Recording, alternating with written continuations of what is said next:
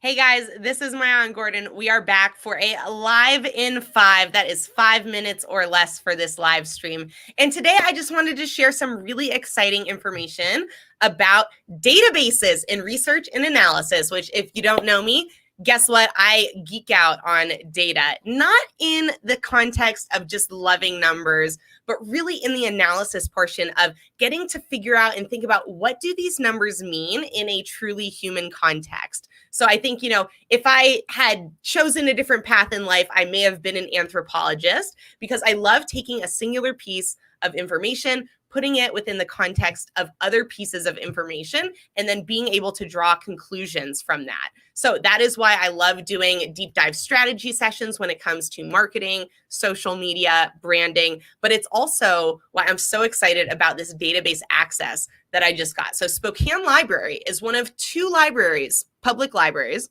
in the entire United States that has access to these specific databases. The other one is the New York City Public Library. So huge shout out to Spokane, Washington and the Spokane Public Libraries for putting up the money. You guys, these databases are not cheap. They tend to run from about $50,000 to $250,000 per year for each of these databases. So I'm going to share with you guys a little bit more information on what are these databases. If you are someone who has questions about database research, about how that information is utilized to benefit your business, here's a quick example, but definitely send me a message, drop a comment on this video. So how is database research and information valuable to you as a business? It's valuable because it gives you a really, really deep insight into what a market, an industry, or a customer demographic is doing, behaving, purchasing, all of their different behaviors, all of the ways in which they spend money, make decisions, and interact in the world. So, for example, let's take an example. Let's say you are a coffee shop. With these databases, you can look up and see what are the industry averages for coffee shops when it comes to all of their budgeting and expenses. And you can see, oh, okay, on average, out of 50,000 coffee shops in the United States, they spend 1.6% of their revenue on marketing. They spend 5% on employee compensation. Now, these are numbers I'm making up right now. Don't take them at face value. But that's an example of you saying, oh, okay, here are the industry averages. Here's what I'm spending. Maybe I should make some adjustments based on these industry averages. Another example is by you taking your own customer information, uploading it into some of these databases like Experian Mosaic is one of them that I have access to, uploading it into Experian Mosaic, the Mosaic then analyzing all of your customer data and information and saying, you have these types of customers. And they have, I think it's like 62 different customer profiles.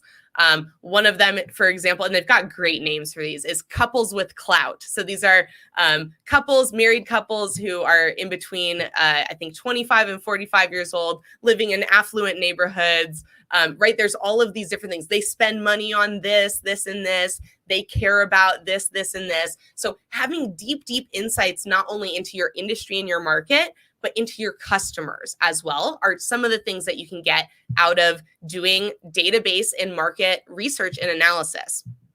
So a couple of the databases I have access to and can utilize for your guys' benefit. So if you guys want some market research, send me a message. Ibis World is one of them. It's a national research database. Typically has, 30 to 50 page research reports in it. And it's great for industry specific reports. We also have access to Statista, which is, they gather data from any and all sources that they can possibly find, which includes public data that's on the internet, as well as they purchase third-party data from other research and marketing companies, and they compile all of that into reports that I, and now you through me, have access to. Now with Statista, it only gives you raw data. There's no actual analysis of that data on the site. They leave the analysis up to you, versus with Ibis World, there is going to be analysis that they are doing within those different reports. Let's see. Statista also has global data. So not just, located in the United States, but information and data that pertains to global markets. We've got A to Z databases, which is another business database directory listing place. It's great for actually creating leads and putting and implementing into your sales process. You can click on advanced search features and filters that allow you to search by keywords, business types, or major industries. You can also use it as a personal search for finding how many people live in specific demographics. So let's say you were going to open up a new frozen yogurt shop. You could do some searches through A to Z databases that help you understand where the majority of your customers are going to be located to pick out the best location. Also have access to Demographic Now, which is aimed at B2C research and demographics. It covers the entire United States, so not global, very specific on the US. You can set your customized geographic region. You can also use it for comparative analysis between two different locations and markets to really give yourself a baseline and better understanding about what it is that you're trying to do and achieve.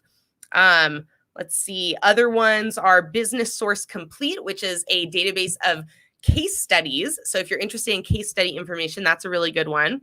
PitchBook, which is a database of investors and startups that have raised money and capital. So this is a great way to find not only investors and find them based on the things that they're already investing in and get a really clear picture as to what things they normally would invest in, but also new startups. Like let's say you're a business that is targeting your services to new startups. This is another incredible resource and database to be able to tap into.